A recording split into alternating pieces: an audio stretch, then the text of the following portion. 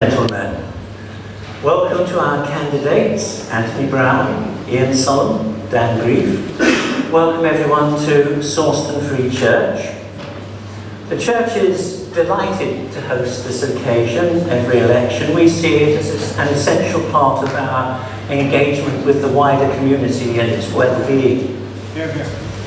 My name is Michael Wilson. I'm not the minister of this church. Our much-loved and widely respected minister, Bruce Waldron, was so careless as to retire last Sunday prior to setting off home to Australia. I have been retired about 8 years, and I normally sit on a Sunday morning down where you are today, and I've just been taken out of mothballs for this evening. You need to know where the toilets are. Out through the door you came in by, straight across, and men, women, accessible as well?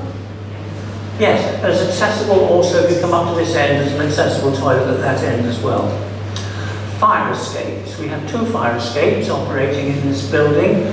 One is this little door here. You go out through there, you turn to the right into the fresh air, and then you go, please, right up onto the lawn beyond the car park. Otherwise, you go out the way you came in, and please, you gather there on the lawn in front of the church. And please, if this awful thing does happen, don't just go off home. Somebody else will notice that you're not there. And if this building is in flames, somebody might just possibly come in here to find you. So please, don't go home. Wait until you are told it's appropriate to go home by our wardens. Security and public safety, forgive me, but these things need to be said. This is a legally convened public meeting, and so it's governed by the Public Order Acts. We're aware that there's a current heightened sensitivity around political issues at the moment. The Cambridgeshire Police are aware of this meeting, and we have a shortcut call-out in place tonight. My word is final. I expect to be heeded. Anyone behaving in a disruptive, abusive or otherwise unacceptable way will simply be asked to leave. We have people on hand to make sure they do if they don't feel inclined. We hope that won't happen. Of course, it isn't going to happen. We've worked out what we hope is a fairly strict timetable and fair format for this evening. As regards our conversation, we treat people with respect, no matter how contemptuous we are of the views they may be expressing. We don't butt in or interrupt. We listen and we reply. And the ruling from the chair is final. We're going to begin with 3 short presentations, 5 minutes each, from our candidates. After that, no questions in advance. That looks remarkably like censorship. We take questions from the floor. I would love it if I could take a question from, if we could have a female voice and a male voice alternating. I doubt if it'll go like that, but we'll try. All questions are to the table. All 3 candidates will answer all questions. A question is not a speech. You have 30 seconds to ask your question. After that, we will turn the microphone off. Similarly, the candidates, they have 3 minutes to answer. When the 3 minutes is up, my buzzer will go off. If they don't stop, I'll bang that bell. And if they still don't stop, we turn their microphone off. After all 3 candidates have answered, the person who asked the original question may make a 30-second one-line response. The candidates, if they wish, may make equally a 30-second response. And then we move on to the next question. So where we are now is we want to begin our 3 5-minute presentations. We'll take it from the left. Anthony, if you would please speak for 5 minutes, and then Ian, and then Dan. Well, Thank you very much, and thank you, Sawston Free Church, for hosting these hustings. It's actually the third husting, 3 nights in a row. We'll try and say something different from Homerton yesterday, and the Extinction Rebellion one the day before. So, yes, I'm Anthony Browne, the Conservative candidate for South Cambridgeshire. This is my home constituency. It's where I grew up, went to school, got married, grew up in Falmere, went to Falmere School, then Hills Road, Sixth Form College. I went to Cambridge University, studied mathematics. But I then actually became a journalist. I was a journalist for about 20 years. I'm not a career politician. I never thought I'd go into politics. I was a journalist for 20 years at the Times, BBC, and Observer. I led on economic and business policy in London in Boris Johnson's first term as Mayor of London. I focused on welfare to work programmes. It was after the financial crisis, and then infrastructure projects. And I then led the reforms of the banking industry, trying to make sure the banking industry actually focused on helping customers and promoting economic growth, lending to small businesses. But I finally decided to put my hat into the ring for politics because I was terrified of the prospect of a government led by Jeremy Corbyn, which I thought would be incredibly destructive for the country. So when my home constituency came up and there was a vacancy here, I put my hat in the ring, and I'm delighted to be chosen. And since then, I've been speaking to literally thousands of people in the constituency, in meetings, knocking on doors. I was knocking on doors today in Queen Edith's ward at the southern end of the city. I've been in Sawston quite a few times. In fact, we had a formal launch here. And the message is that I've been asking people, what are the key issues that you'd want your MP to do for you? And the number one issue that's been coming up is transport. There has been a huge amount of development here, huge growth in numbers of people. The roads got really gridlocked. People can't move around in the way they want to. Lots of people, it takes an hour, hour and a half to get into work in the morning. And I know this is an issue in Sawston about the amount of time it takes to get into Cambridge on the A505 here. It gets incredibly blocked. We need to upgrade rail. I've actually been campaigning for East-West rail line. To go north through Cambs rather than Bassingbourne, a new station at Cambridge South. I took the Transport Minister, George Freeman, there today to show him where we need to build a station, and he's in favour of that for the people who work at Addenbrooke so they can get there. 20,000 people work there. We need better to upgrade the roads. I've been campaigning to upgrade the A505 east of Royston, which should help really relieve the traffic here. You need better transport, bus routes, guided busway into Cambridge City to be able to travel there. 30 seconds. We need better cycleways. We need to stop overdevelopment. We need to protect the green belt, protect the rural landscape and the rural character of this area. But there is obviously one question more than any other, which is about Brexit. And my argument there is purely one of democracy. We had a referendum, it had a result. Everyone, every major party, including Labour and Lib Dems, said at the time they'd respect the results of the referendum. We then had 80% of MPs were elected on a manifesto commitment to deliver the Brexit. We didn't. We should get it done and move on to all the other issues we care about.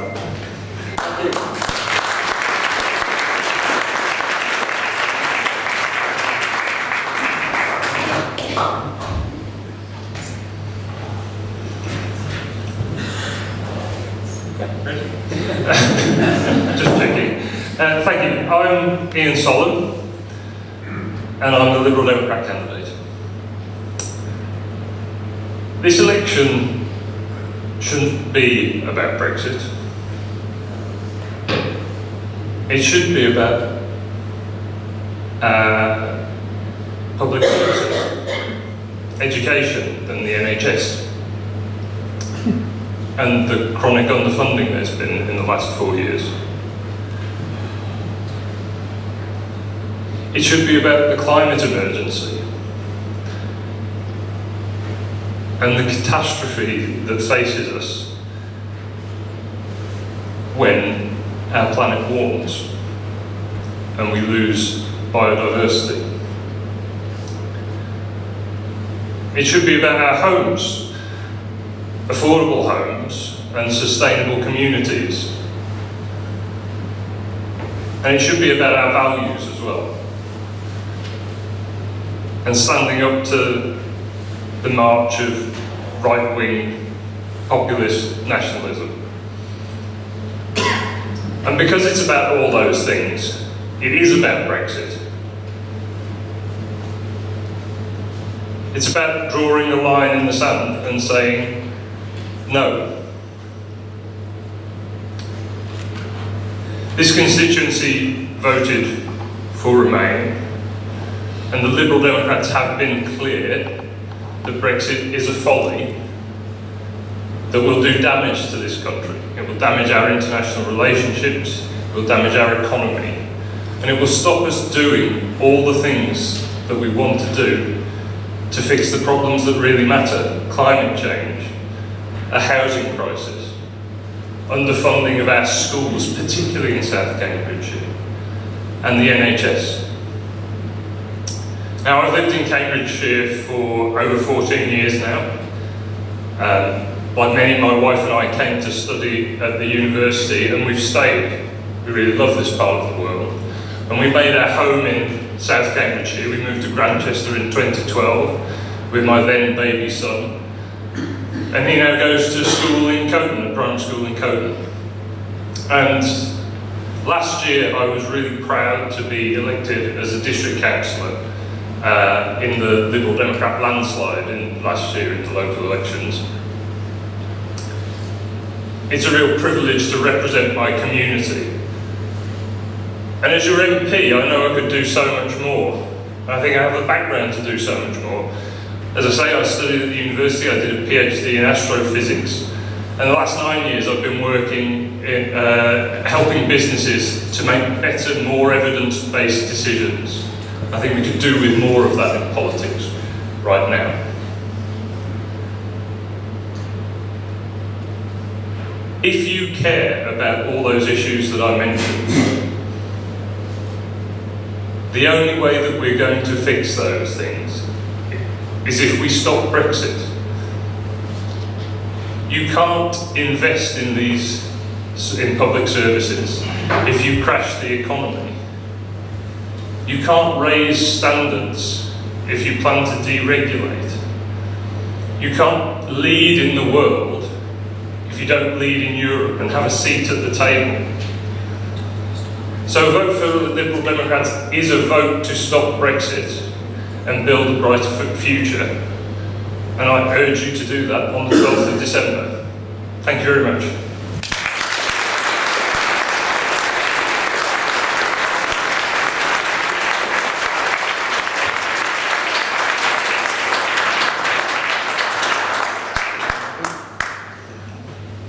Good evening, everyone. Before I start talking, I just want to remember two people in particular who were here at the Hustings previously and aren't here this time. Firstly, Reverend Bruce, who is such a big part of this community, and I can really feel his loss this evening. But he said something to me on Remembrance Sunday when I was here for the ceremony in town, and he said that whatever happens in this election, he wants to have the country pulled back together again. And I think regardless of any of our political beliefs or ideas, that's what we all want. We all want to bring the country back together again. We have far more in common than separates us, and I think it's important to reflect on that. The second person is Heidi Allen. And as somebody who's been her opponent, I've seen her working up close, but also I know my members of my party have always said that she was always there for them regardless of party, and she was a very good MP. And I think we should just remember her and be thankful for all she did, even if politically you disagreed, because that's not the point. She did a very good job. So, this election is like many elections in many ways. It comes down to a choice. Do you want to have more of the same, or do you want change? Now, this election will be defined by a number of things. It's never just a one-issue election. In some ways, this is a Brexit election, and obviously it is because of the last few years of what we've seen in Parliament. It's a climate change election. I'd say the first climate change election we've ever had in this country. It's also a social crisis election as well. Now, we need to find solutions to those problems, but the question will always be, are you happy with the way things are, or do you want change? And I'm going to tackle each of those issues tonight. Now, I moved to this area in 2012. I met my wife in this area, I've had a family, and the last few years, apart from setting up my own business, I've also been doing supply teaching as well. I taught briefly at Sawston Village College, so I know the community here quite well. I also understand what it's like in our primary schools and our special needs schools as well. And what I have seen in the last few years is the tension building as teachers are working harder and harder, classes are getting larger, and we know, because maybe some of you have got children in these schools, that some schools are having to ask parents to help now to donate money. I think that's shameful in our country in the 21st century, and in 2015 I thought we had a chance to try to get away from this. It's just been getting worse and worse. So again, do you want to carry on the way things are, or do you want change? We have a big social crisis in this country at the moment as well. 4 million, that's almost a third of all children, are actually under the poverty line. 125,000 of them will be sleeping in temporary accommodation this evening without a home of their own. We face a climate catastrophe. We have 11 years left, the UN says, until we actually have reversible damage of 2 degrees centigrade warming. This is an emergency that we have to deal with now. And when people talk about tweaking regulation around the edges, we need a radical solution. Our scale of our plan must match the scale of the crisis. If it doesn't, that generation will never forgive us. And finally, the Brexit crisis. Now, bizarrely, I'm the moderator on this issue, which I didn't think would happen.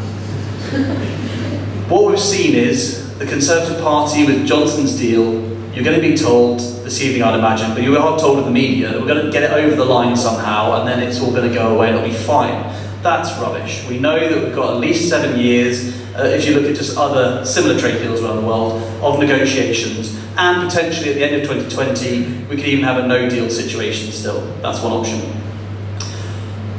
I can understand as a Remainer why you'd want to revoke Brexit, but I don't think that's going to happen. And secondly, if it did, how are we going to bring our country back together again after a democratic decision? It's not an easy choice either. And so my position, the Labour position, is to have a people's vote. We have seen the last 3 years the Constitution being stretched to breaking point. We have seen the Prime Minister and the Conservative Party pushing the conventions and breaking trust. The only way to stop an executive in this situation is through democracy. Democracy is the answer. It's a way to say to the people, here is a Brexit deal, and the option that I support personally is to remain. And if you want a people's vote, that is what we're offering. A Labour government will offer you the people's vote. So this evening, we welcome your questions. We welcome the debate and the discussion. And from what I've seen for the last 2 nights, it's been really interesting hearing from you as well about what life is like for you at the moment, because actually this is your hustings too, so it's about hearing that in your questions. Thank you very much.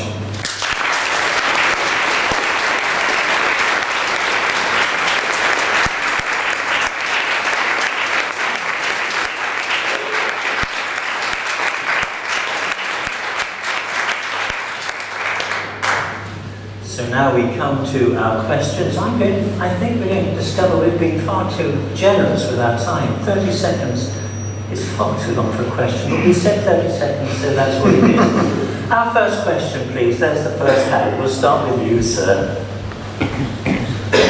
I'll try and read quickly. Thank you.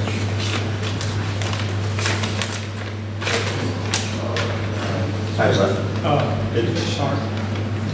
It's been said that people go mad in crowds and only retain insanity one at a time.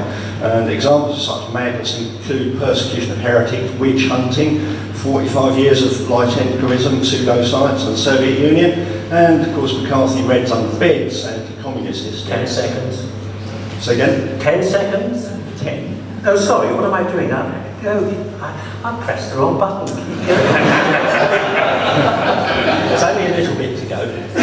Today we're facing the threat of climate change, and all the parties in the current election talk about what they do in the face of this climate emergency.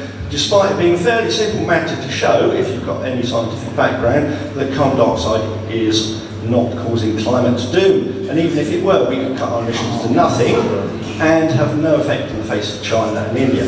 I don't expect the candidates to agree with me, but I'll be interested to know keep going. What would make you change your mind about the climate emergency? Before you even answer that, I'm so sorry. I meant to press 3 minutes. I pressed 30 seconds instead. That's what went wrong there. Right, sir. 3 minutes. The environment is very close to my heart. I grew up in the countryside around here, as I mentioned. I'm actually half Norwegian, and I spent my summers in the mountains and forests in Norway. I've actually volunteered for various environment groups, like Friends of the Earth, and advised other ones like the Woodlands Trust. And I was environment correspondent of the Observer newspaper and environment editor of the Times newspaper. I think I'm the only person alive who's been environment editor of two national newspapers. And I spent the last 2 decades writing about environmental issues. I went and climate change. I went to, in fact, on the Greenpeace Rainbow Warrior boat in the Arctic Ocean, looking at the impact of global warming on the Arctic. Global warming is happening. I don't think you are disagreeing with that. There is absolutely overwhelming evidence that it's happening, and I think we have an absolute duty as a generation to pass on a world to our children that is better than the world that we inherited, and certainly is sustainable. Our party has a policy of having a target of being carbon neutral by 2050. We've legislated it. We're the first major country in the world to actually legislate for that. We have a whole range of initiatives to meet that, promoting renewable energy. Renewable electricity is now about 30-35% of electricity. When I first started writing about it, it was about 1%. We've come a long way. I'm a big fan of electric cars, phasing out over time the internal combustion engine, and having things like electric boilers in new built houses. You do make a valid point that actually we, as the UK, have done an awful lot. In many ways, we are leading the world on this, certainly in the major industrial economies. We're down to 6 coal-fired power stations. We're closing 2 next year. We'll be down to 4, and eventually they will be phased out totally in about 6 years' time. At the same time, China is building new coal-fired power stations. Germany still makes 60% of its energy from coal, and the dirtiest form of coal. We have an absolute, I mean, it's right that people like Extinction Rebellion, where we did a hustings with them 2 nights ago, that they hold us to account and they promote it up the political agenda. But it's absolutely also right that we, as a country, encourage other countries to do their bit to reduce emissions. And one way we can do that, apart from through diplomacy, is through our international aid budget. We spend 0.7% of our GDP on international aid. We can use that to encourage other countries to adopt new, more low carbon technologies and adopt more green practices, and as well as using our network of friends and allies around the world to do that. So I think it is an absolute priority for us as a country, and but you're right, we should make sure that other countries treat it as a priority as well. I didn't say that.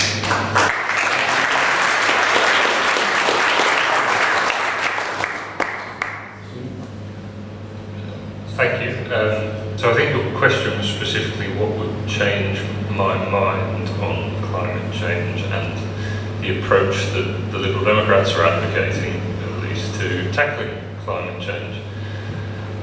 Look, as I said in the opening, I've got a scientific background. I've tried to base my decisions and my approach on the evidence that I've seen. I'm not a climate change expert, although I've got a scientific background. But I think it's fair to say, from what I've seen of the scientific evidence, the weight of the evidence is there that global warming is not only real, but it is caused by humans. It is man-made. If that evidence was to be overturned, revolutions have happened in science, then of course I would change my mind.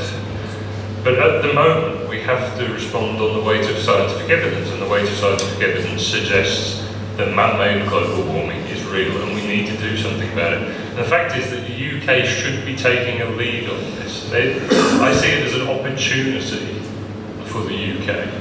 And we've already done that in terms of offshore wind. We've become a world leader in offshore wind, and largely down to the Liberal Democrat implementing policies during the coalition.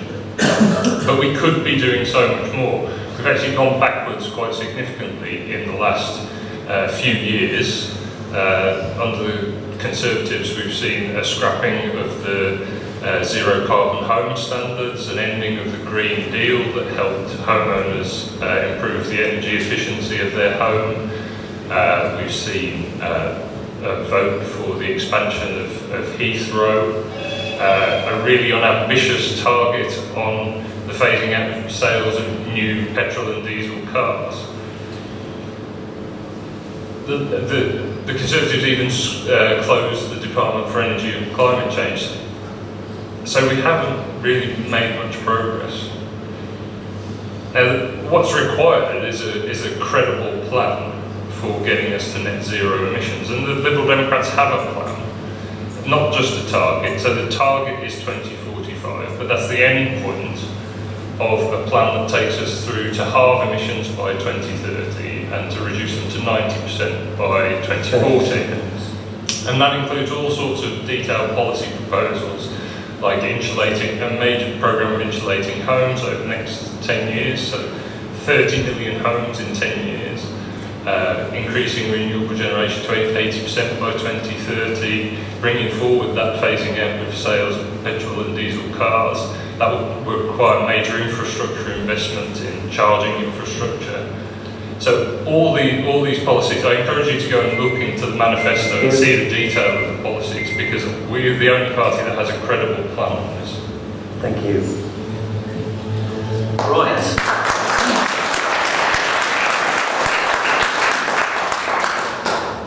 Thank you for that question. I said something 2 nights ago which maybe you wouldn't agree with then. I said 10 years ago people were still questioning the science behind climate change, and now they're not. Maybe that's what you're saying, and I'd like to talk to you about that afterwards. But I would just say this, from my degrees in archaeology, and I studied human evolution, and I studied the Pleistocene, the Holocene, and changes that have happened in the planet over time. And one thing is for sure through dendrochronology is that we cannot see change on this scale this rapidly. This is completely something we've never seen before.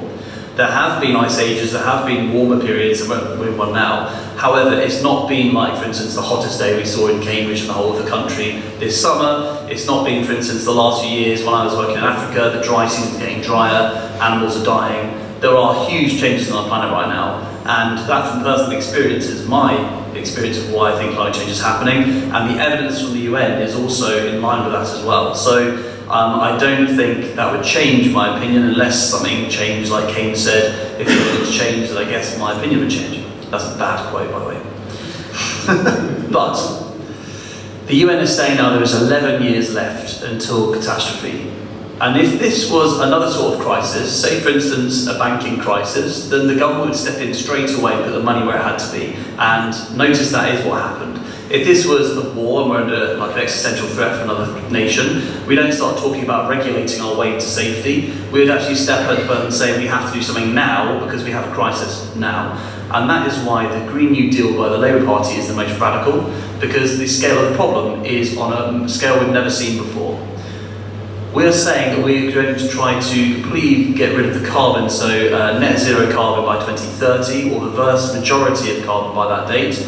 We want to have a complete change in our economy as well, because we did in 2010 in that government have a policy that all new homes, for instance, would also be net zero carbon. The Conservatives did away with that. So we've actually regressed in many ways. But if we did have a government, we would step up and make sure we put the investment into our housing. So for instance, just at the moment, if you look at a place like North Stowe, the talk about the 406 houses there will be net zero carbon. I want to see all housing being net zero carbon. We also want to make sure that we have new jobs in the new green economy as well. So it's about retraining our workforce to make sure we're leading in technology and ideas. And your question touched on the rest of the world. We've made a pledge that we would share our technology and our developments with the rest of the world, particularly the developing world, to make up the difference for them. But it encapsulates an idea you said, and I heard from the doorstep recently, that somehow we can't do anything because of China and India. But you know what? Agency is a real key part of hope. If we can't do anything, then there is no hope, and I think we can do something, and we can lead the way, and we can show the world how to do things better, and we can share our technology and our ideas, and realise this is a worldwide problem, and we can lead the way and lead the world in trying to solve it.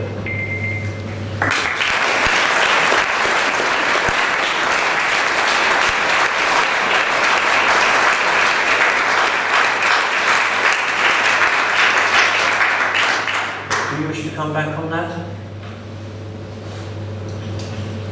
Thank you. I expected to be in a minority of one. I'm going to give some evidence later. You have to explain, if you look at the temperature records, had CRUT for instance, why is warming between the wars early in last century the same as it is now, when all the carbon, as miscalled, is actually carbon dioxide, only happened in the last 30, 40 years or so? Thank you. 30 seconds, Anthony. You're right, there is climate fluctuation, there has been climate fluctuation, and I started all this with a very, very open mind. I'd be quite happy to be sceptical about climate change if I thought that's where the science or the evidence pointed, but actually the more I looked at the evidence, the more convinced I am that climate change is real and that it's caused by humans, and that the world is heating up very rapidly. You see it in all the glaciers. I spend a lot of time looking at glaciers. They're retreating so rapidly and disappearing. It's really quite extraordinary, and it's very difficult to deny that it's actually happening. Ian? I would refer you back to my previous answer.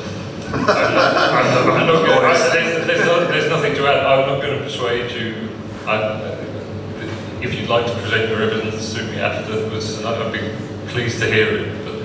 I don't think it's for me to persuade you. So. Dan? Just out of interest, how many scientists are in the room right now? Put your hands up. Quite a few.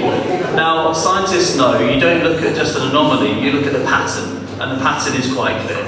That's what I'd say. Wonderful. Thank you all very much. Our next question. Eleanor down there, please. Hi, I'm interested in your funding for education. I'm chair of a preschool in the village, so I'm interested in your funding for early years education. It's in a real crisis at the moment. It's very difficult to employ staff. The job is very has an awful lot of requirements to it because of Ofsted, and actually recruiting staff and managing a setting on the very limited levels of funding there are, and introducing more hours without funding those hours is really quite challenging. I'm also a TA at school, and I'm interested in your funding for education for children above early years, and actually how are you going to enable the adequate recruitment of teachers and to provide them with a... Oh, sorry, whatever. You got a general idea, I think. I'm setting this correctly this time, and now we're going to go Ian, Dan, Anthony. So Ian, will you fire first, please? Yeah, it's a really important question, particularly in South Cambridgeshire. We've been historically underfunded in the school sector, and early years funding has become a huge issue, particularly with the introduction of free hours that haven't necessarily been fully funded. The Liberal Democrat policy on this is really clear, and Labour Browne, who's a teacher who has a teaching background herself, has taken a very clear lead on this in Parliament as well. We need to see an emergency injection of cash into schools next year, and raising the level of funding back to where it was in 2015 in real terms. Early years education is just so important. The impact on the rest of your life over differences in early years education, the evidence is pretty clear on that. So we've always put a strong emphasis on that, and there is a proposal for increasing the amount of free childcare in the Liberal Democrat manifesto, but do look at the costings on that, because it is fully funded. Now, where does the money come from for these things? In the case of the education funding, it actually comes from not lowering the corporation tax. So there's plans to lower corporation tax. We would keep it at 20%. Now, the other aspect of it is, of course, we would also stay in the European Union under the Liberal Democrats. That would have a Remain bonus of about 50 billion to the economy. So we think that we've taken a fairly conservative estimate on that. That's what the IFS have said. That's not our own words. And we want to plug that money into education, because it's so important. So 20,000 new teachers put in the starting salary at £30,000. Allow teachers to teach as well. So lots of proposals around reducing, reforming Ofsted. So scrapping Ofsted actually and introducing a new inspectorate and getting away from actually the huge times that have elapsed between inspections that some schools have had, but taking some of the pressure off schools on those inspections. So again, encourage you to go and have a look at the costings in the manifesto, as you're clearly an engaged person.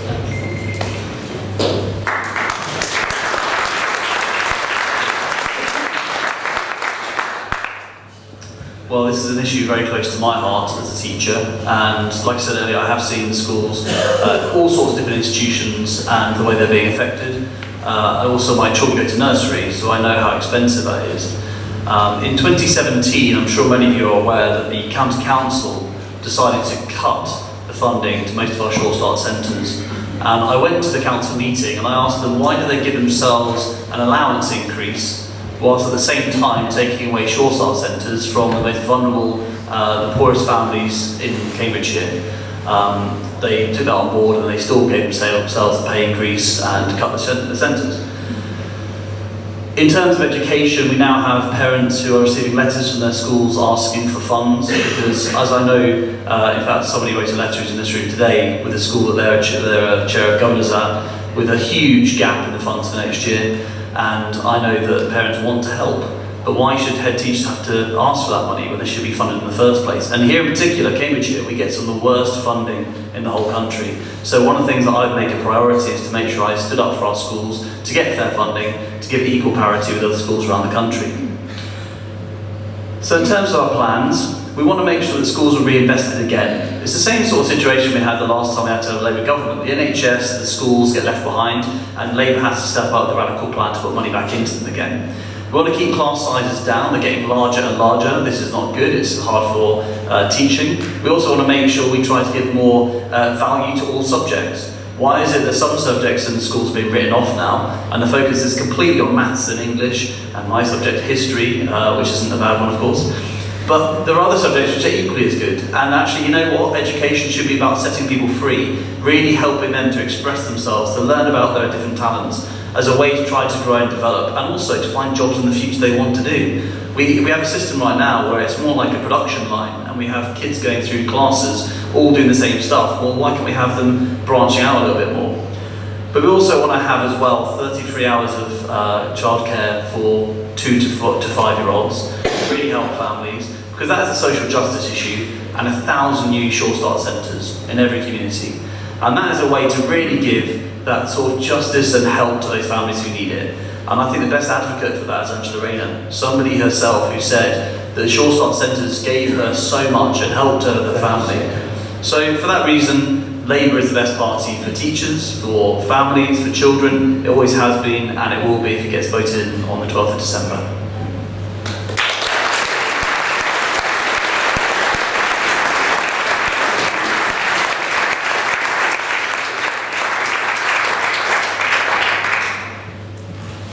Well, as a parent, I'm also passionate about education. It's actually vital that everyone gets the best start, every child gets the best start in life.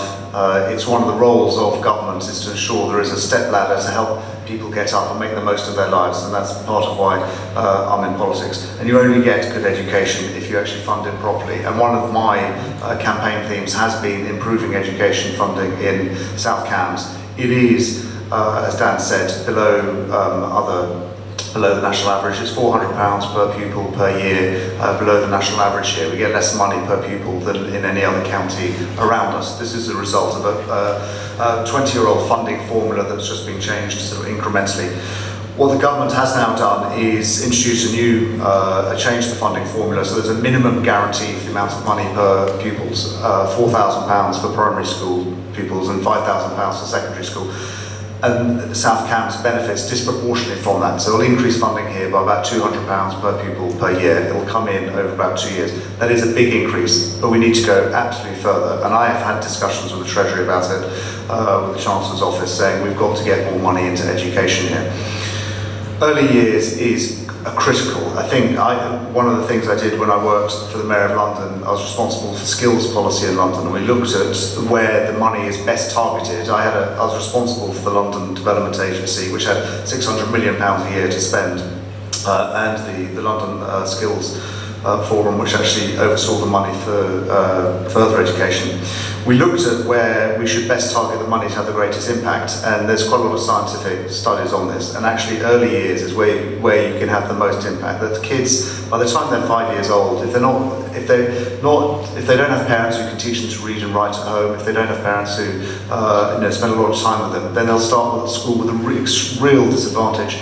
And that will carry on throughout their school and affects their education results later on in their lives. So one of the real roles of government is to support early years, and I'll certainly be pushing for more support in that area. Unfortunately, the Conservative Party manifesto hasn't been published yet, so I can't actually say what a formal policy in that is, but I absolutely support it. And I also support Ofsted, I would say, because Dan saying Labour's best for education, one of their policies is to abolish Ofsted, which is the teachers don't like Ofsted because it holds their feet to the fire. I don't know as a teacher how you feel about it.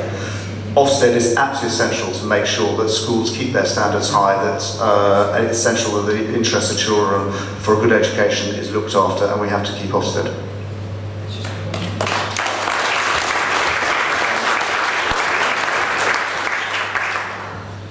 Do you wish to respond to that, Eleanor? Any of it? Yes, you didn't actually answer, Dan, whether you'd actually increase the funding for early years. I won't ask you, I think, because obviously you just said you wouldn't know.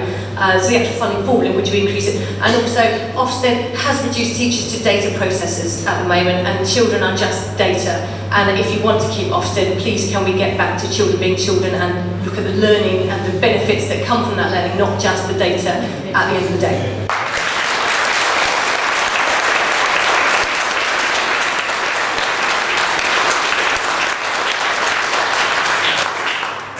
With our batting order, and so Ian, if you wish to reply to that.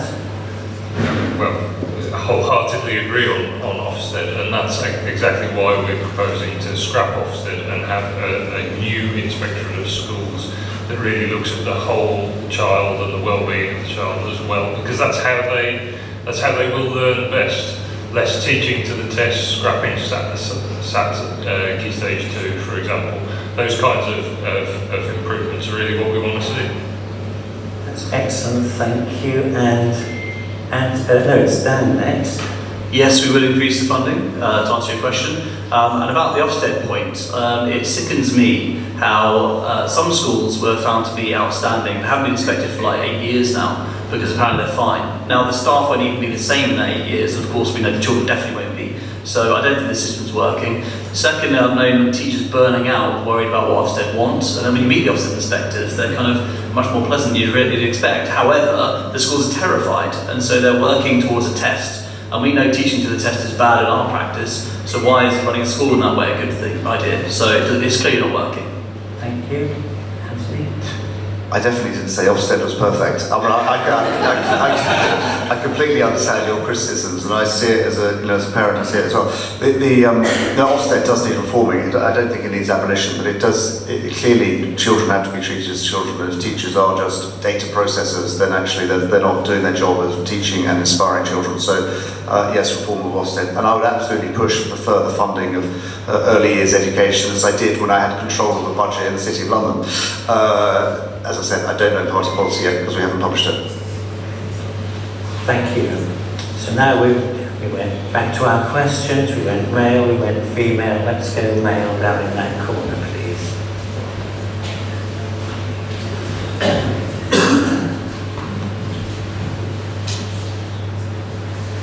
What's the single most important issue for you and your party?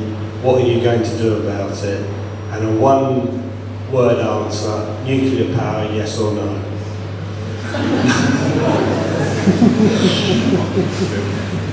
Dan, this is yours.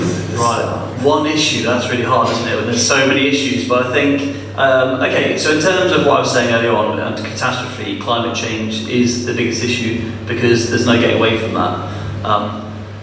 However, that does link to the economy and how the economy works, because the economy is incredibly wasteful the way it is at the moment. We know it's not the most efficient. It does make more inequality. Inequality, of course, is the root from social injustice. Social injustice is also the reason for the climate emergency as well. So they are all linked together. And that's why the scale of the problem we face is so massive, so the scale of the solution has to match that. And if we don't change in many, many ways, that we're going to face in the next 11 years real threat to the biodiversity of our planet. We're going to face climate change, and climate change at 2 degrees will have a huge impact into so many insects and animals, which will affect the whole of the food chain and of course affect us.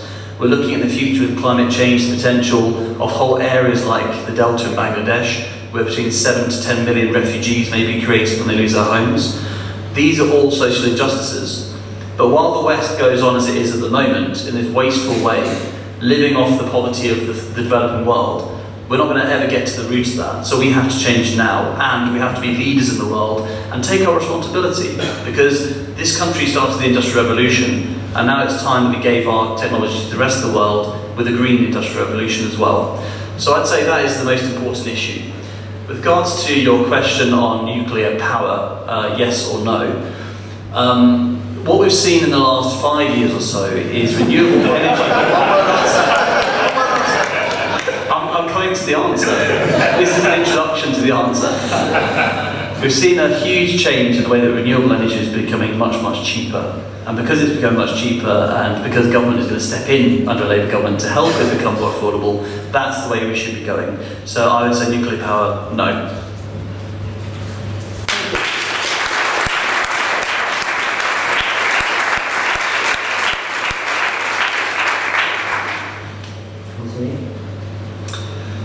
I think there are many important issues, clearly. We talked about climate change earlier, education, funding, healthcare. The one issue that is completely paralysing the country, and which will be at the top of the next government's to-do list, in fact, whichever government is elected, is sorting out Brexit, one way or another. It's been paralysing the country for years. We're all, my joke at the doorstep is that everyone talks about a divided country. We're not divided. We're completely united in being completely fed up with Brexit. And we're all annoyed about what's been going on. As I said, my argument is fundamentally the democratic one, that we did have a referendum, it did have a result. Everyone said they'd respect the results at the time. 80% of MPs were then elected in 2017 with a manifesto commitment to deliver it. I fear for democracy in this country if we don't deliver it, or if we simply annul the referendum, which is the Lib Dem policy. Why would anyone vote ever again in a referendum or election if people in Westminster can just annul it?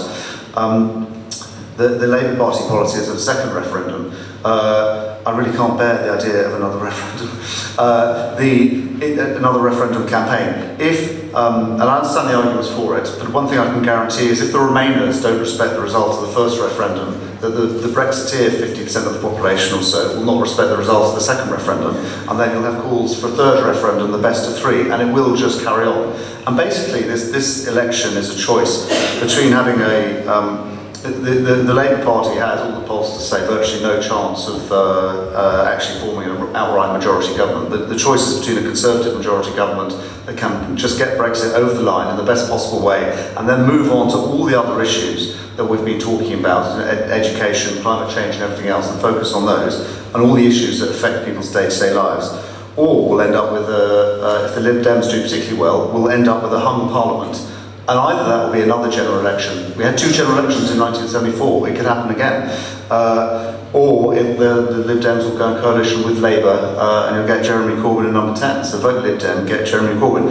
I obviously want a Conservative majority government where we can actually just get Brexit over the line and move on to all the other issues that affect our day-to-day lives and embrace the future and unleash the potential of this country.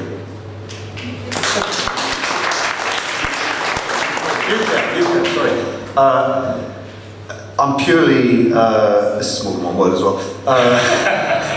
Switch the thing off, I think you've got about 20 seconds. For me, I've got no objection to nuclear on principle. I think it's zero carbon. I lived in Belgium for 3 years, which is fueled by nuclear power from France, and it's clean.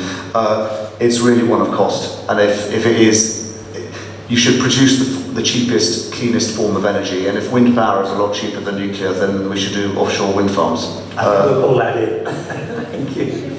So where have we gone to now? Ian. Thank you. No surprises, the biggest issue for us is Brexit. A little like Anthony, a bit of a reprise of our opening speeches, I think. Look, the idea that a Conservative majority government will just get Brexit done is for the birds. The withdrawal agreement may pass, but then we will have years and years and years of debate and parliamentary time taken up with working out what our future relationship is with Europe. And you can see how Parliament has handled just negotiating the withdrawal agreement, or scrutinising the negotiations of the withdrawal agreement. How successful Parliament's been at that. The fact is that our parliamentary democracy is not working well. And I would say it's not working well because it's not actually very representative of the country. If we really want to move on to all the issues that matter, and I go back to climate change myself, the funding of our public services, building more affordable homes. If we really want to do those things, we need to stop Brexit. That's the only way we draw a line in the sand and actually move on to talk about those issues. In terms of nuclear power, I'm going to try and keep it to one word. No. Okay.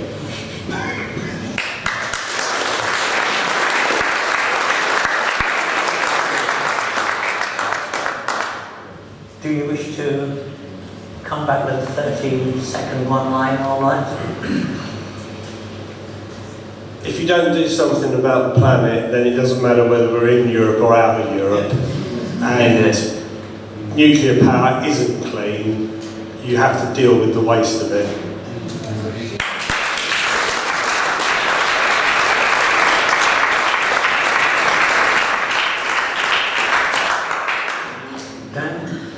Yes, I agree. And the climate crisis is happening while we're in the EU now. And I want to remain in the EU as a separate point, but it is a crisis that's happening now. It's being caused by a number of factors. Nuclear is not a solution to that.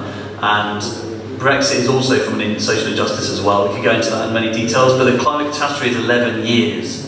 If we're not taking that seriously, then we really have to ask ourselves some questions. Thank you. Anthony? The trouble with Brexit is that it's paralysed government, and I completely agree. Bigger picture, longer term, clearly climate change and habitat loss, etc., is a very serious issue. But the government has been incapacitated by the battles over Brexit. Parliament can't. We've got a hung Parliament that can't pass. We did have that can't pass any legislation on anything. So until you sort that out, the government won't be capable of actually taking action to deal with climate change. And on nuclear power, yes, there are waste products, and okay, I meant it was clean in terms of carbon dioxide emissions. Thank you. Ian? Yes, the planet is the most important thing.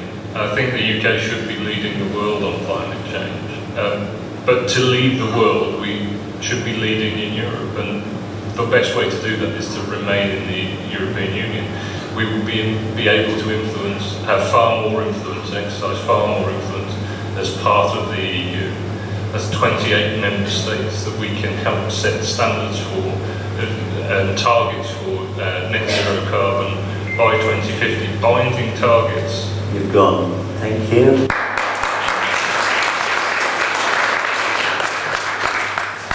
Lady with a hand up, about 3 rows from the back there, please. Hi, I work in healthcare. Can I hear about your views about the NHS currently and what needs to change? And can I sneak in like my colleague, friend did over there, another question about your personal views about euthanasia? Do you think the law needs to change? Just a small answer to ask in 3 minutes. I feel comfortable and happy with those two things. Thank you. Could I suggest that the second part is simply a yes/no at the end of your...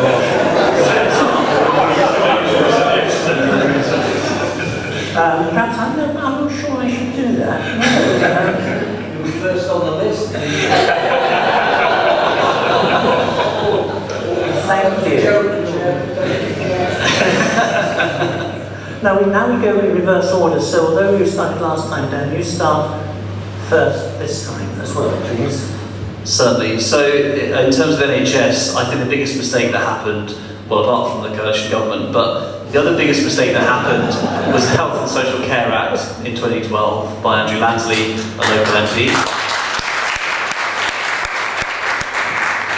I met Andrew Lansley the other day and I was so tempted, although there's a different scenario, to say, what were you thinking, man? But anyway, we didn't have the conversation.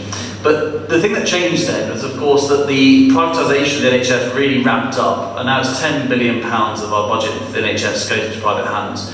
We now have different care providers from the private sector suing the NHS because they don't get the contracts that they think should be awarded. And I think, call me old-fashioned, that we should be spending taxpayers' money on making people better again and not making profits for companies. But maybe I'm radical.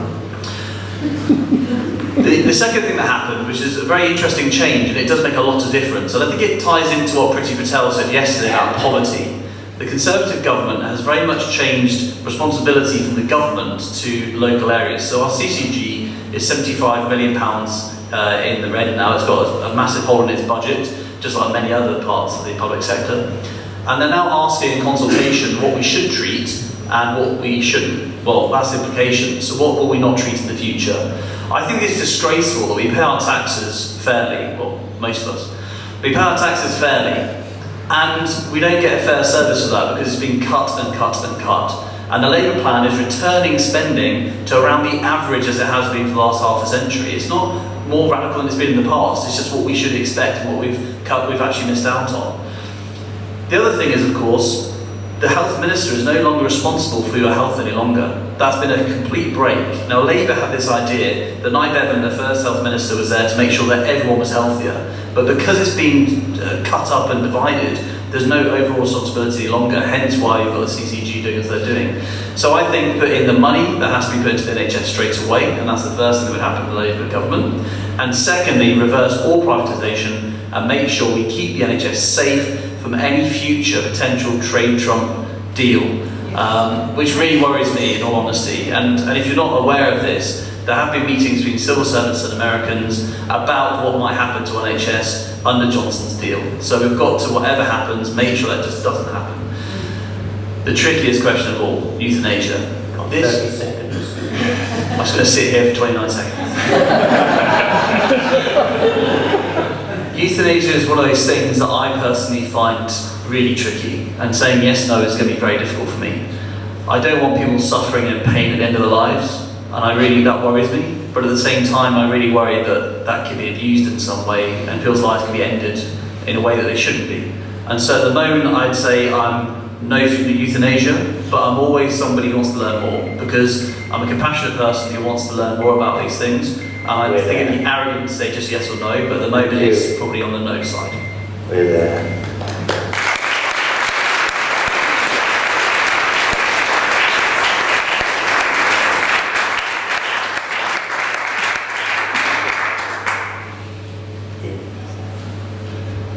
So the NHS has a funding crisis, basically.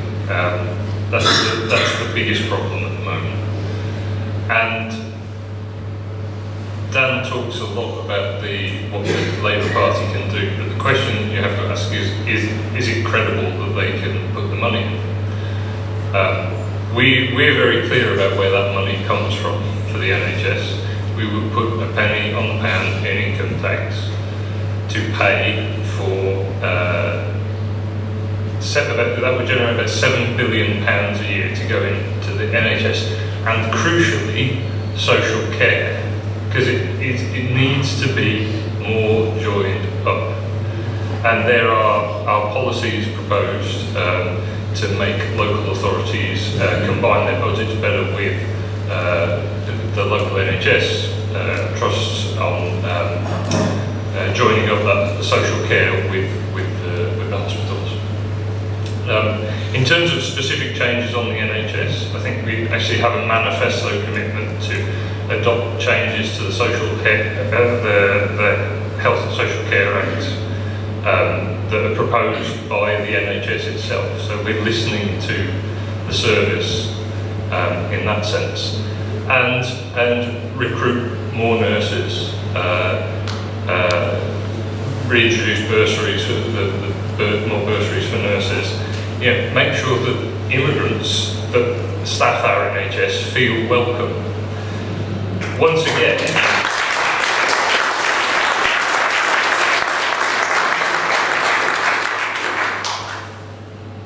if we make the problem so much harder if we leave the EU. If we stay in the EU, we don't have the same problems in staffing. We don't have the same problems in funding. So the NHS issue, it's a Brexit issue as well. Euthanasia, I'm going to adopt Dan's nuance as well, although I am slightly more on the yes than the no, but I would like to find out more. Thank you.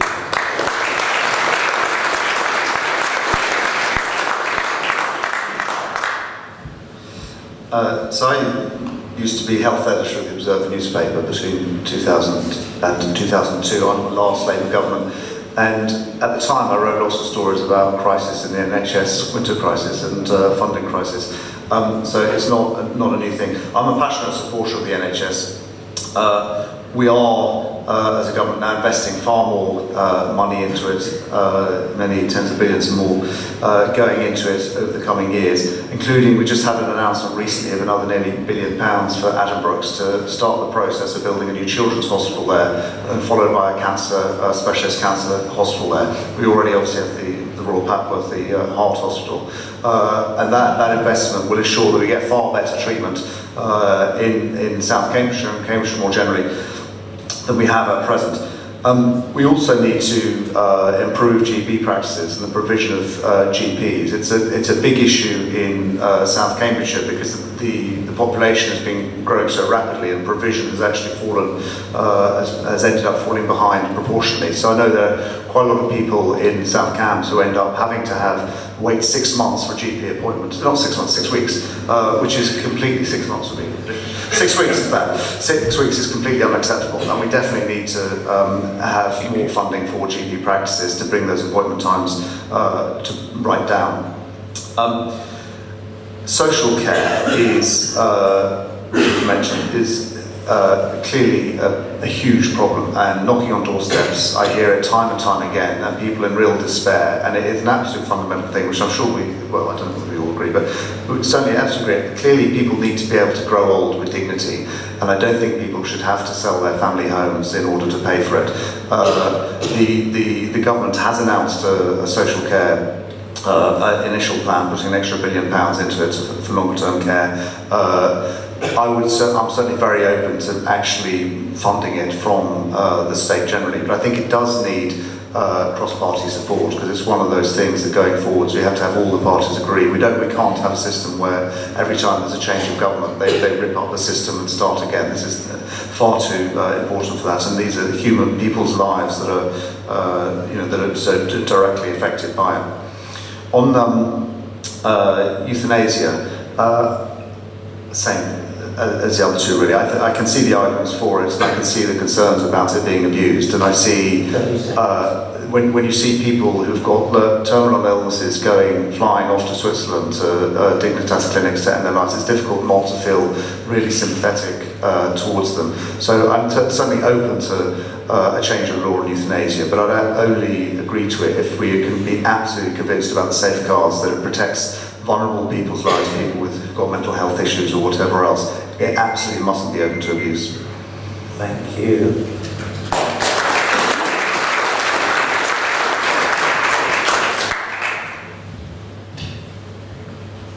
Would you like to come back at all on that? I think you've got some really good answers, and I'd like to give people a chance to speak, so I'm not going to. Thank you very much. That's excellent. Now how do I turn this thing off? There we go. So we're looking for our next question. I was going to find a lady in this part of the board, but I've not. I've found one back there. Yes, with the glasses. Thank you.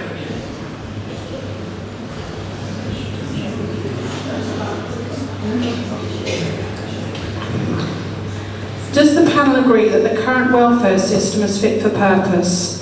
And is it right that people should rely on food banks because even if they work, they can't afford to eat properly?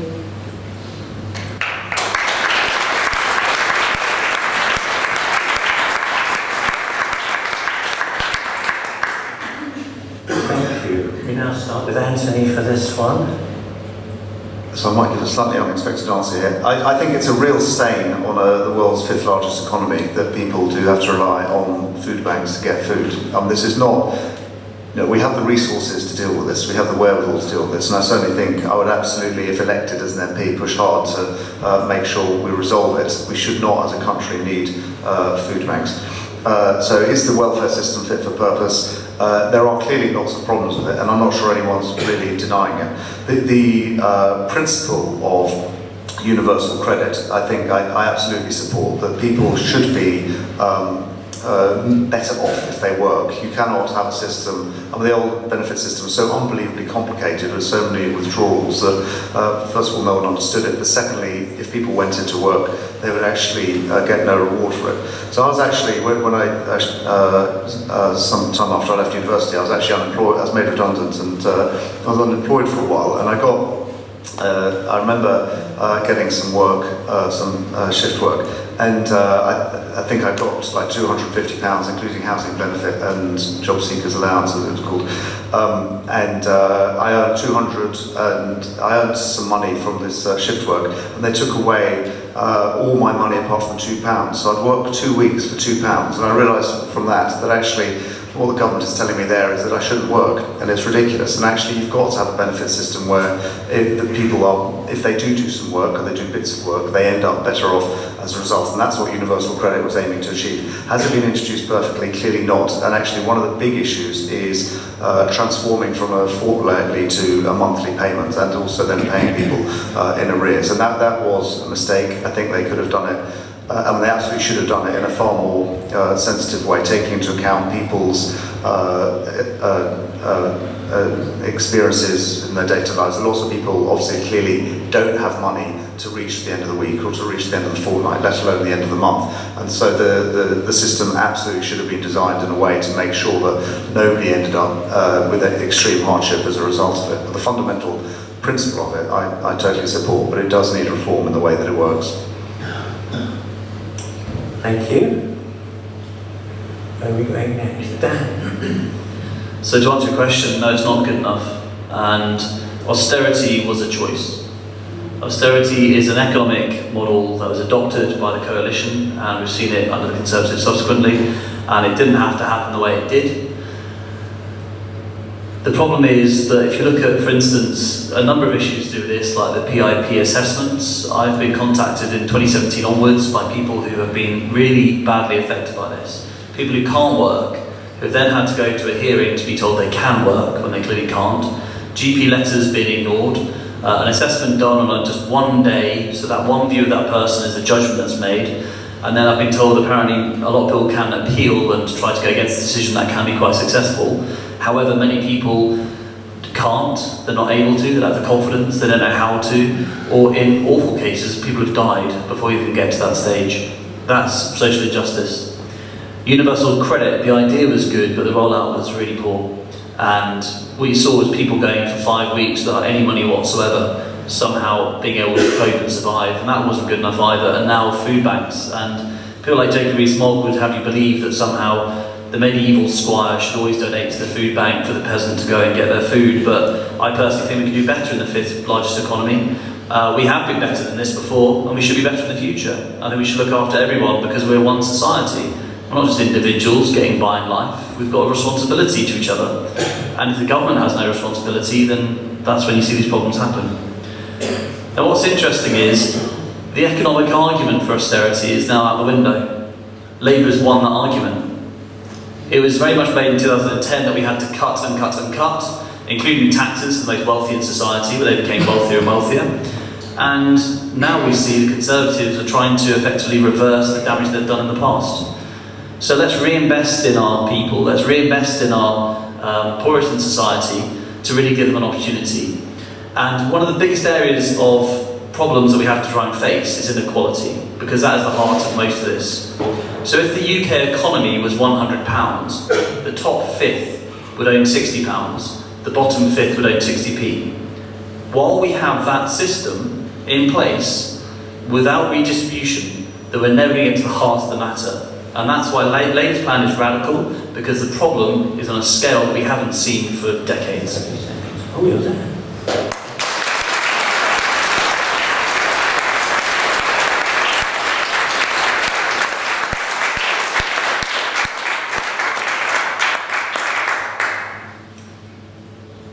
It's not acceptable what's happened with welfare, and particularly universal credit. Our predecessor as MP took a real lead on this, and she took a lead when she was a member of the Conservative Party, and she took a lead as an independent, and even in her brief time as a Liberal Democrat MP, she was still making the case. And frankly, the Conservatives haven't been listening. The problems with universal credit have been known for a long time, and they have done nothing about it. And that is shameful.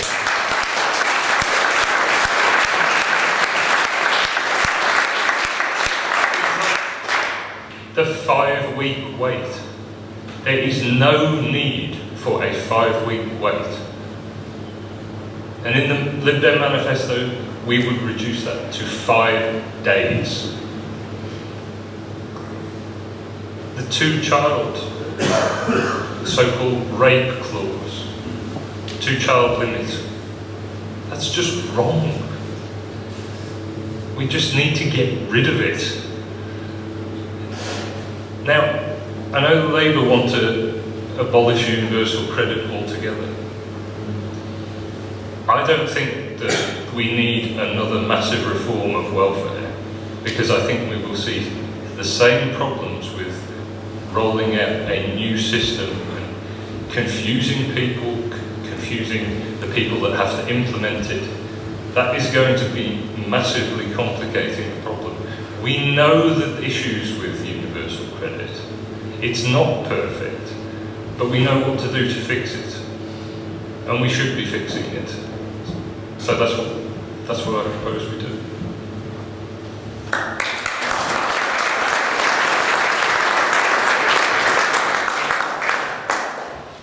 Do you wish to come back to any of that? Yes, I do, please. Briefly. The Conservative government have had since 2010 to sort out poverty in this country and have failed.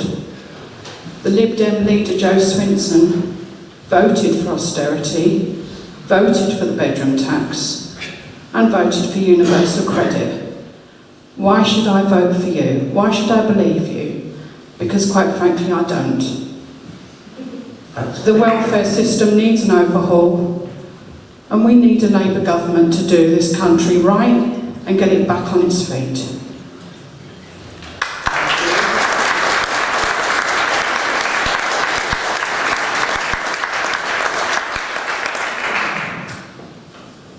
Where did we start? It was Anthony, wasn't it? Yeah, it was, yeah. I didn't notice a question there, I noticed a statement. But Can you just make a comment? I just make one comment, just picking up what Dan said about austerity, is the problem is that the government, at the end of the last Labour government, it just simply ran out of money. We had a budget deficit of 7% of GDP, which is just not sustainable. And I think it's completely unjust and immoral for current generations to spend money on themselves and then just pass on the debts to their children and future generations. And adjustments had to be made, and now the economy is in a far better shape. The budget deficit is far, far smaller. It's now on a sustainable basis, and that's given the government the lead room to now increase public spending, as it's doing on education and schools. Thank you. Dan? Well, it's funny how in a crisis, like a banking crisis, the life rafts go out to the wealthiest first. And to have that said about the country ran out of money, we had one of the biggest global crashes that we'd ever faced. And of course the banks had to be saved. But it's interesting how at the same time the tax cuts came into the wealthiest in society and the poor were just left behind. And that's disgraceful. And it really annoys me, the economics of somehow the economy is just like a home. And it's what Thatcher made up in the first place, that you have to have a household budget the same way. And the Labour policy has been for growth, and that growth should happen. Thank you, Ian.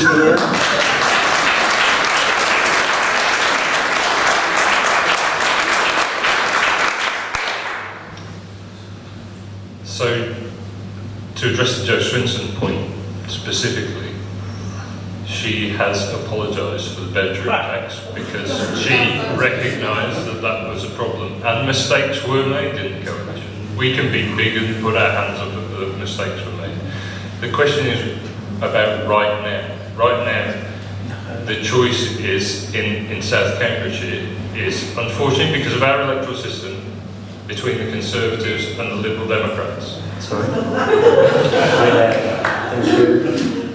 Well, Labour came second last time, we'll just put that out. And the time before, thank you.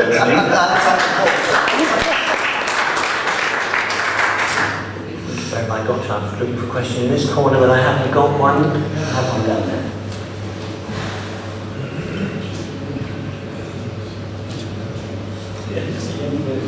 Thank you.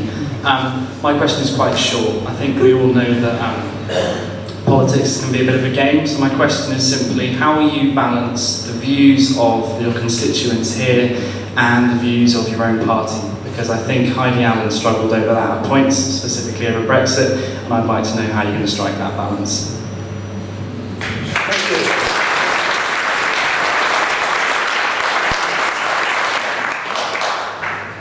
And I think we start with Ian. I would always seek to represent what I believed was in the best interests of my constituents if I became the MP for South Cambridgeshire. My values of open, tolerance, society, fairness are aligned with Liberal Democrat values. That's why I am a Liberal Democrat.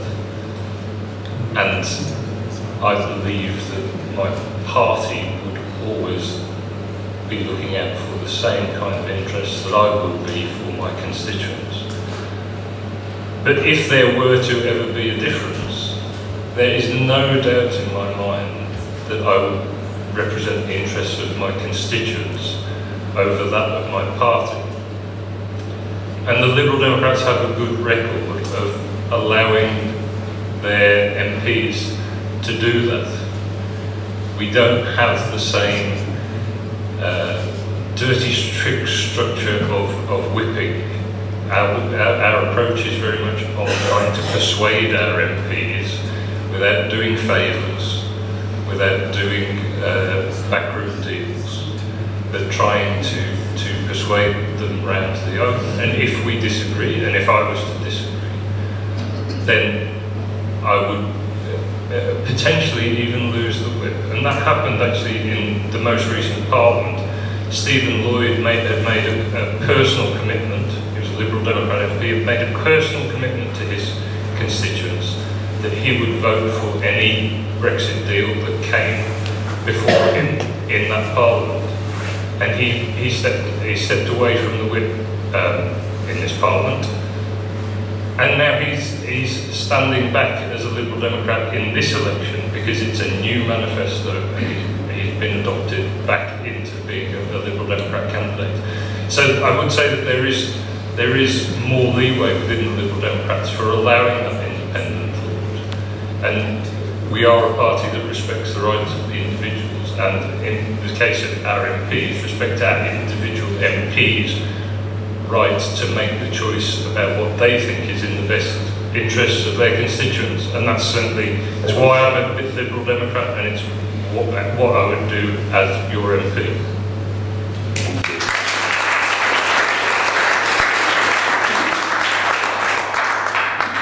So it's a very good question, and a very timely question, given what's been happening in politics, not least here.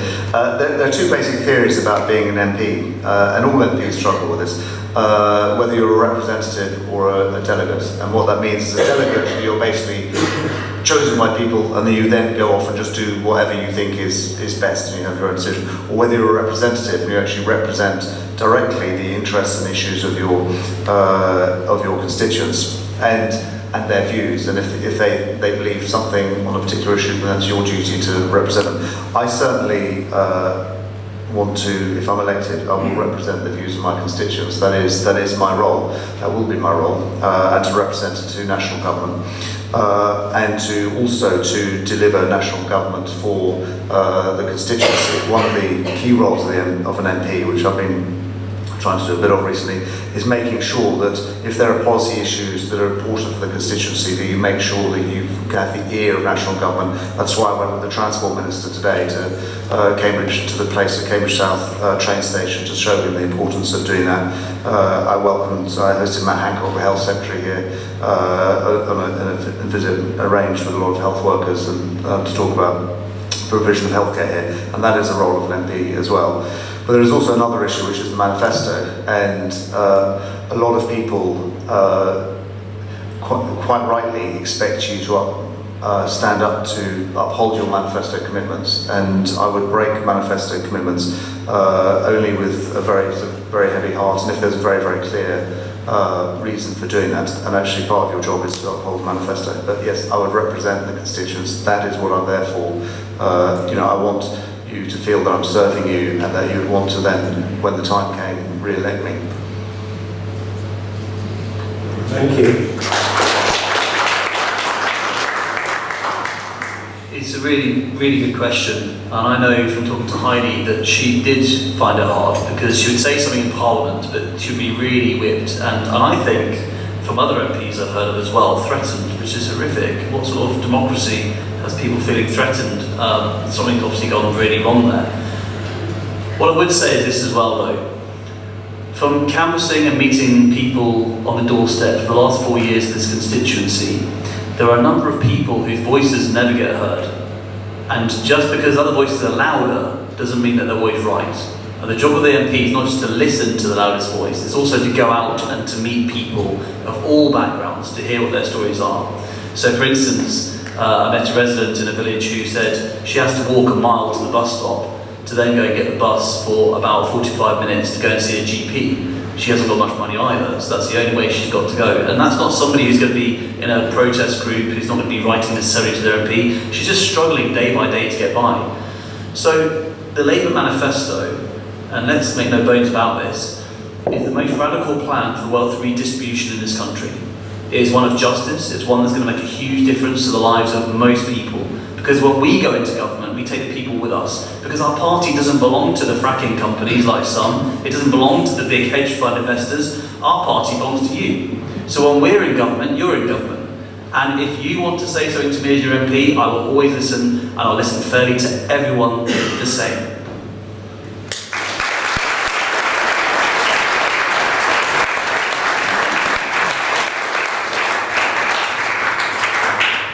We should make a one-line response.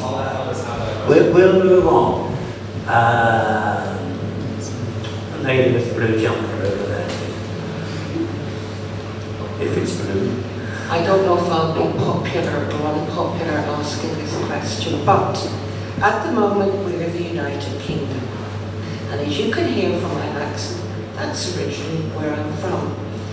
What do you see for the future of the United Kingdom currently, with how things stand with Northern Ireland, Scotland and Wales?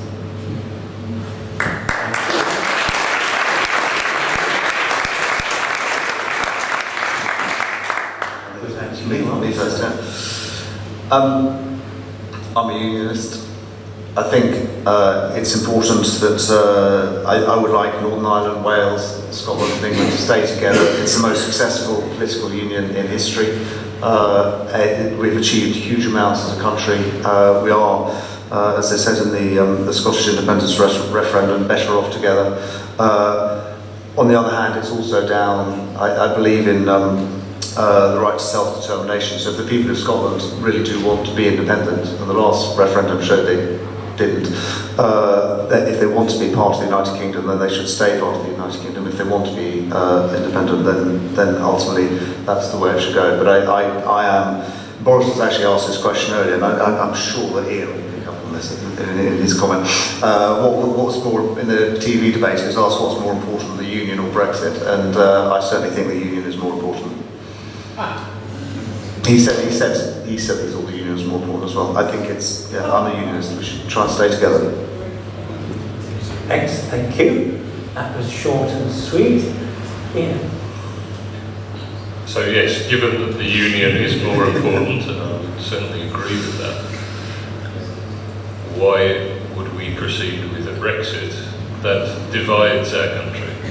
And it does divide our country.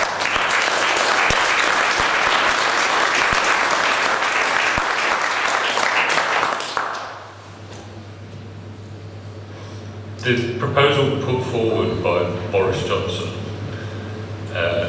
creates a division between mainland UK and Northern Ireland. And it was the only way for him to square the circle, because the Theresa May proposal wasn't acceptable to many of the people that originally advocated Brexit. And those people did not understand the politics of Northern Ireland. How can we have had a Northern Ireland secretary who felt comfortable admitting that she did not realise that Northern Irish politics went along sectarian lines? That is ignorance in the extreme, and it's unacceptable of an MP, never mind the Northern Ireland Secretary. And these are the people that have led us to Brexit, and it's why we need to stop Brexit and keep our union together.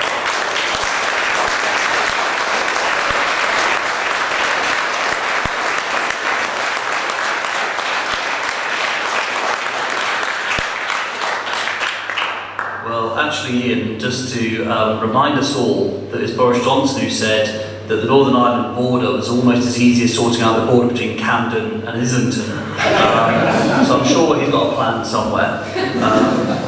But yeah, it's been also bigger than just this year, of course, and the future, the worry that we have from this year.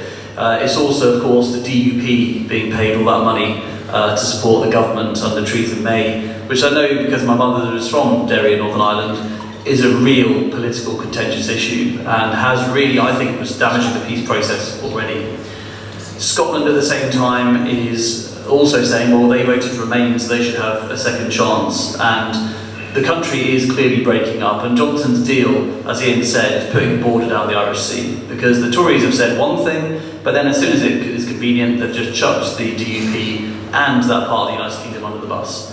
But the key question is, because Ian and I think agree that remaining in the EU is the answer, but the thing he didn't say was how. The only way that you're going to get a people's vote is to vote Labour and have a Labour government. And that's because, I'm going through this logically, not passionately, emotionally.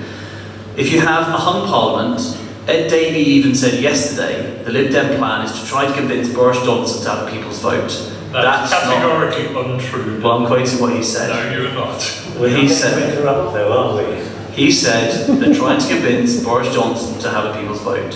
That's not going to work. He said it's because it's a supply issue and they won't get the votes and other things. The only way then that you are going to get a people's vote with Remain as an option is by voting Labour, because Labour has said it will have one trade deal which is involving very close alignment with the single market customs union, or the other option which is to Remain. So if you want to remain, you must vote Labour and get a Labour government. There is no point having 20 to 30 Lib Dem MPs and a minority Conservative government, because that is Johnson's deal. It's as simple as that.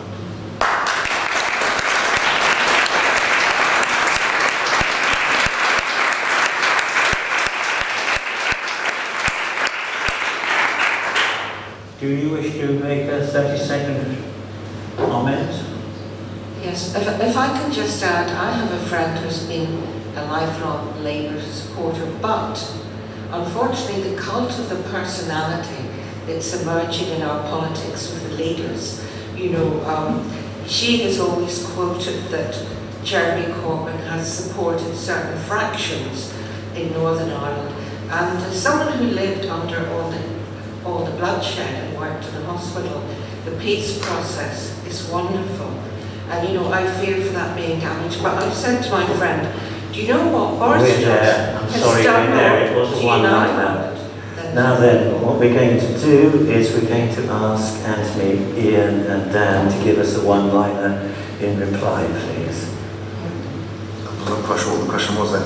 I've got a lot of family in Northern Ireland, and I've been visiting it for 40 years or so, and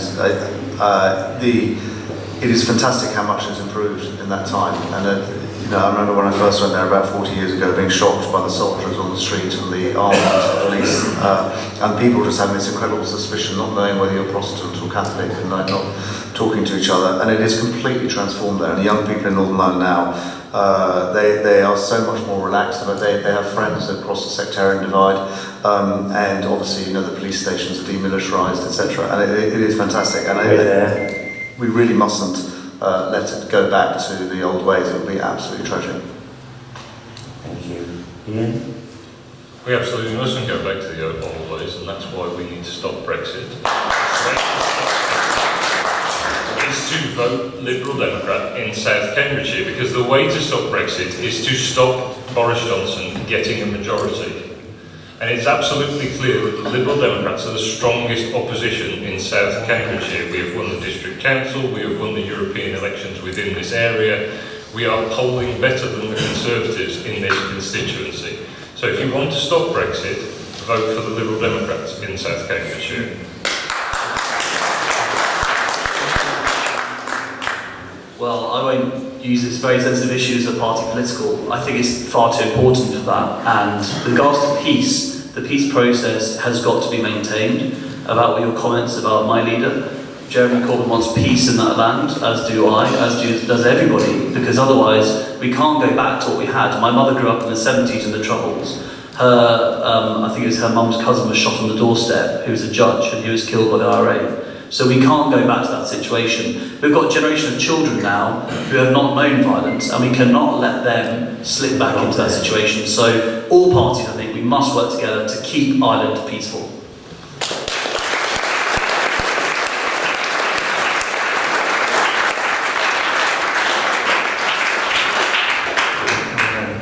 This will be our last question. Oh, good evening.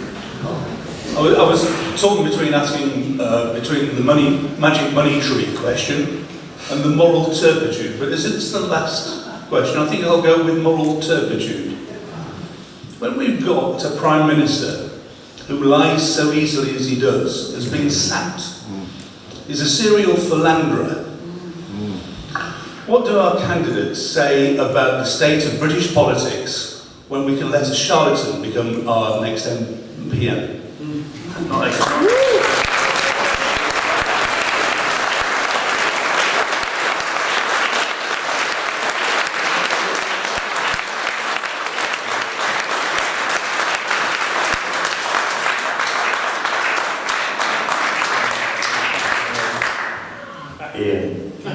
think I've got the biggest round of applause of the night. Maybe you should be up here, Brian. I got involved in politics actually before the referendum. A lot of newer Liberal Democrat members got involved after the referendum. And the reason I got involved before the referendum was because in early 2016 I could already see the way that the debate was framing up around the referendum. And the charlatans, quite frankly, and the chancers that were leading that debate on the Leave side particularly. Yeah. This is a man that suggested having cake and eating cake as a serious policy and isn't left out of the room. And I felt, I was surprised myself about how moved to almost despair I felt when I saw Boris Johnson going to the palace to become Prime Minister. How can we let a man of this character become the Prime Minister of this country? He is completely unfit for office.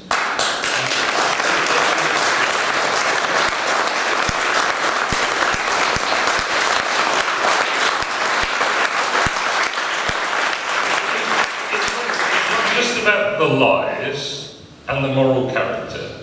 This is a man that is trying to shut down our liberal democracy. Yeah. Taken to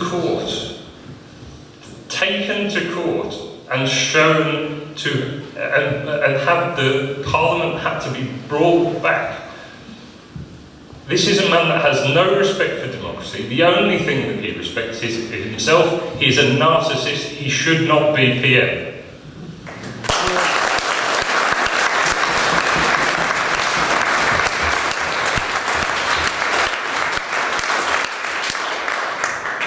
So it's Dan. I agree with all that, Ian. You're quite right.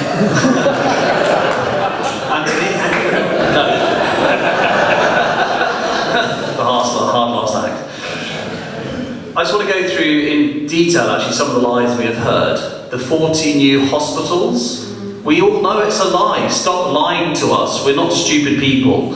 About the fact check website, the Twitter account, that's just devious. The Labour manifesto, I don't know if you know this yesterday, but there's a website set up. I won't give away the actual URL, but they set up and paid Google to put it at the top of the SEO so that people can look for another website when they look up the Labour manifesto and be given more propaganda. And this is what happens when Vote Leave runs a country. Because Dominic Cummings is behind Boris, very closely, controlling him and his message. They're using fear to divide us, as they did last time, and it's shameful for... I'm going to reach out to Conservatives who I know in this room, who I've known for the last 2 general elections, who are decent people. We disagree on politics. We have a difference of opinion for how the country should be run. But there are decent people who fight a fair fight. What we have this time is letting them down as well, because that's not their party. Their party's moved off and become the Brexit party now. And the tactics they're using is propaganda and rubbish and spin. The other thing, Parliament being in dither and delay, a bit like strong and stable last time, it's the buzzwords you hear. It was Boris Johnson who was voting against his own Prime Minister's deal. This is an internal Conservative civil war that has spilled out into the country.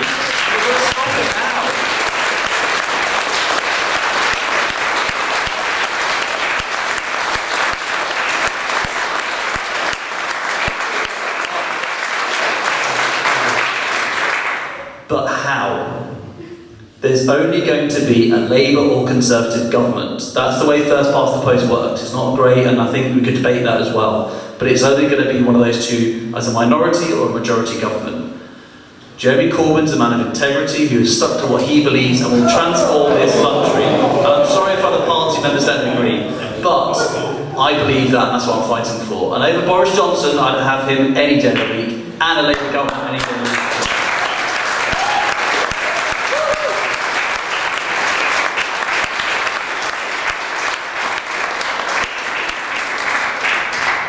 You have the privilege of batting. Thank you. You'll be unsurprised to learn I disagree with Ian and Dan. I realise Boris is not everyone's cup of tea. I did work for him for a few years as Mayor of London, and I think he's fundamentally a good person. What I do like about him is that he has great can-do attitude. He's very optimistic. He's got drive and wants to get things done, and his heart certainly is in the right place. The choice, what I do agree with Dan about, is that clearly this is a choice between either Boris Johnson or Jeremy Corbyn as Prime Minister, because although Jo Swinson might have leafleted all your houses saying she's the next Prime Minister of Britain, that's just not going to happen, however wonderful she is or not. And Jeremy Corbyn, I find genuinely frightening. I mean, he is somebody who has called various terrorist groups his friends. Whoever Britain's enemy is, he supports the enemy, whether it's Russia or when they do a nerve gas poisoning in Britain, he immediately tries to support the Russian point of view, or Iran, or so on.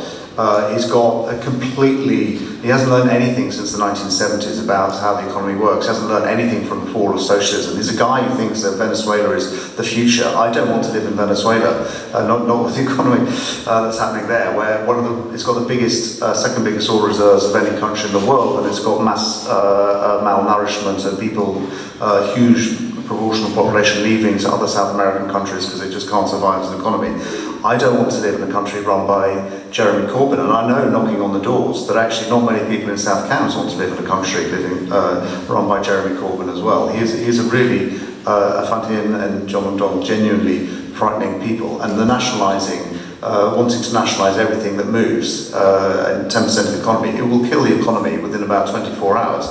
No one would invest here because suddenly all one of their policies is to basically nationalise 10% of all listed companies. Why would anyone invest any money here? So if you want, and all the promises, we talked about all evening about the investment in public services. One thing you need to have good public services, and this is actually a sort of Tony Blair point, but it's absolutely true. You need a sound economy, you need a robust economy to generate the wealth, to generate the tax, to pay for public services. What you would have with the Labour government is you'd have a completely crashed economy with a Prime Minister with a lot of incredibly dodgy friends and views about a whole lot of different things, and you would have you'd completely run out of money to pay for all the public services that we want. And so the choice between Jeremy Corbyn and Boris Johnson, absolutely Boris Johnson.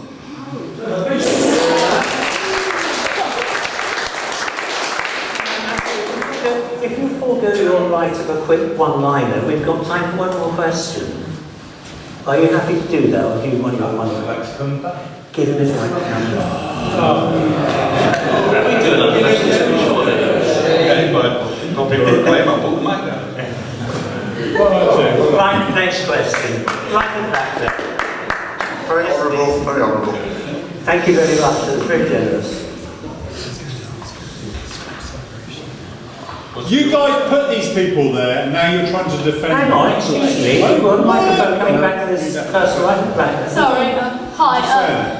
Just to bring us back to the beginning, I'd like to ask a bit more about climate change. You've given us some information on your policies of when you'd like to achieve net zero emissions, but I would be interested to know about your policies of actually trying to remove carbon, or like suck it in, to speak, out of the atmosphere, like planting trees and such.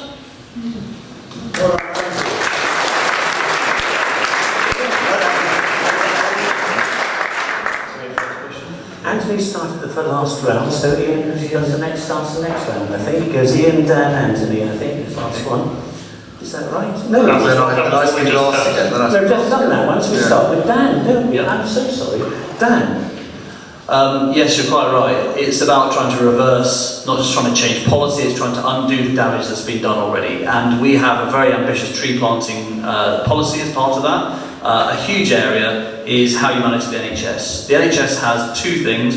It's one of the biggest landowners in the country, and that belongs to us. So we are saying we're going to plant over 1 million trees on all sites around the country for the NHS, something we can do really, really quickly. And secondly, it's also one of the biggest producers of CO2. So we can do something now to try to reduce that emission from those hospitals by investing in them, making a massive difference. But the point is that you're coming to is that it's either a radical plan, which is what we need, because it is the most pressing issue, or it's something that I don't think will deliver in enough time. And pushing things back to 2045 or 2050 is, in my opinion, like saying to the next generation, well, we'll start the process now, and then you will have to continue this on later. And when you get to that deadline, if you haven't met it, who's held accountable?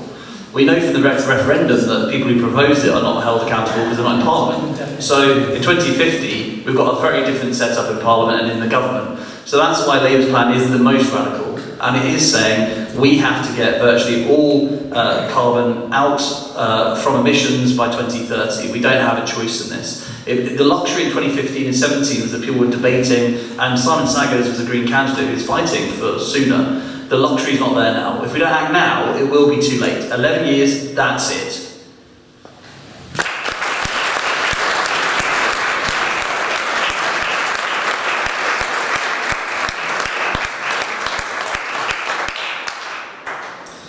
Yeah, I mean, we agree that tackling climate change is an absolute top priority for the country, indeed for the world, and we did talk about this earlier.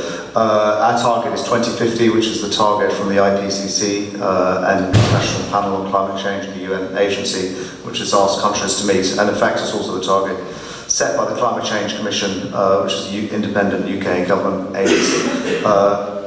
I would ideally like to be more ambitious than that. I think we should be more ambitious than that. setting a target is one thing, but what you need is the policies to reach that. So we need to decarbonise the economy. We need to get fossil fuels out of the economy. And that means replacing a lot of fossil fuel consumption with electricity. So electric vehicles, I think we have supported that. We need to support that far more. That means having, I personally drive an electric car, making sure that all new build homes have electric charging points, so that people, if they want electric cars, they can actually use them. Spending money, because it will cost that, to build the infrastructure for charging points around the country. At the moment, there just aren't enough electric charging points. We need to, one of the biggest uses of fossil fuel is boilers in people's homes that are generally gas, sometimes oil. We need to move to electric boilers, certainly for new build houses, and we should do that quite quickly. Trains. We need to, that's one of the things I was talking about with the Transport Minister today, is his role. George Freeman is in charge of decarbonising the rail network. And we need to move away from diesel trains to electric trains. We've got far too many of our trains in this country are diesel rather than electric. There's a cost implication to that, but again, this is, we need to spend money to do that. And none of that would really matter if we don't decarbonise the production of electricity. And that means either nuclear power, if it's not too expensive, or and certainly my preferred option is more renewables. And we have actually grown, offshore wind farms have grown incredibly. We've got, as I say now, about 35% of our electricity is fully renewable. There are days and weeks where we go without using coal-fired power stations now, which is fantastic. And with the amount of installed offshore wind farms is going to triple over the next 6 years to produce 15 gigawatts, which is astonishing and very, very welcome. You asked about trees. I'm absolutely passionate about trees, and in fact the very first video I did here when I was after I was elected, it was about the need to plant more trees. We've got far too few trees in the country as a whole, 11% tree cover compared to 30% European average. Only Ireland and Denmark have fewer. Cambridge is the county with just about the least trees in the UK, only 3% tree cover here. We need more trees. The government set up a £640 million Nature for Climate Fund to subsidise tree planting, 30,000 hectares a year to absorb carbon dioxide. More trees, good for nature, good for climate, good for people.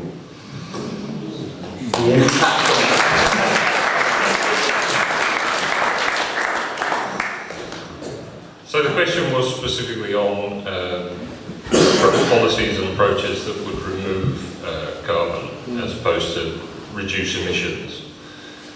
So sticking to that point, the Liberal Democrats manifesto includes the most ambitious target for tree planting of the three main parties, ramping up to 60 million trees planted a year by 2023, I think, although you might want to go and check my numbers on that. I've only had 2 days to work out what's in my manifesto.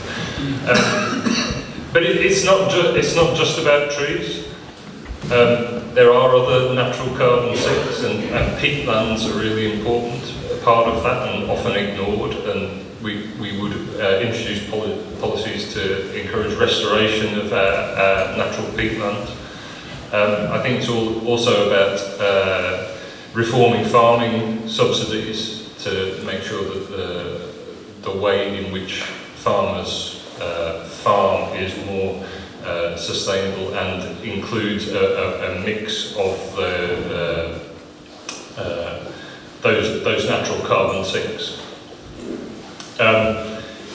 One thing that sort of spans taking the carbon out of the atmosphere and reducing emissions is, of course, carbon capture and storage. And it is something that we need to look at, because some industries, like cement and steel, are incredibly hard to decarbonise. You can't electrify them. One option might be to switch to a hydrogen-based approach. And that's something that we need to do more research on.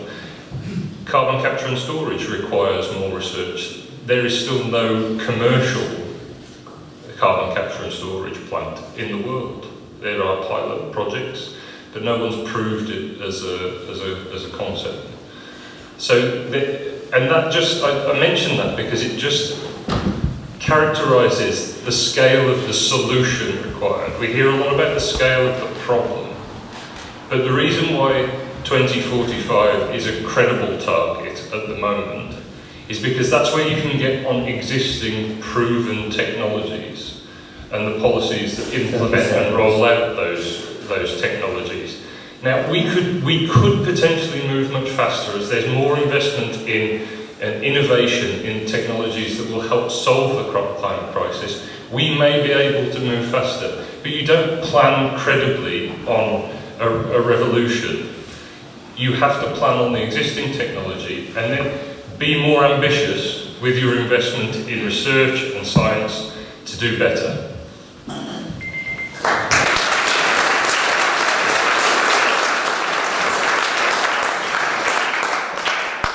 Friends, we must stop. We need to be out of the building by 9:30. I want to thank the three gentlemen on the platform who could have made my life far, far more difficult than they have. Thank you very much.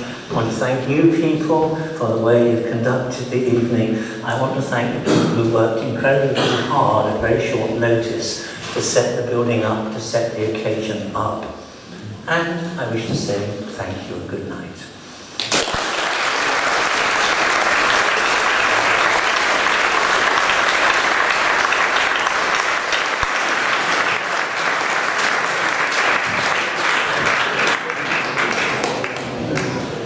Get the break.